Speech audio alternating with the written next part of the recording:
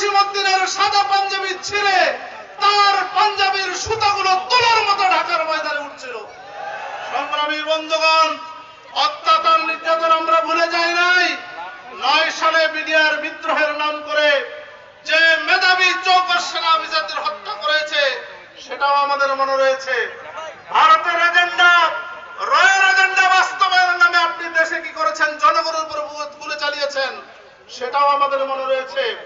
হেফাজতের উপরে নিরস্ত্র অরাজনৈতিক একটি সংগঠন হেফাজত ইসলাম, সেই সংগঠনের ধর্মপ্রাণ মুসলমান ভাইদেরকে, আলেম ওলামাদেরকে নির্বিচারে হত্যা করা হয়েছে।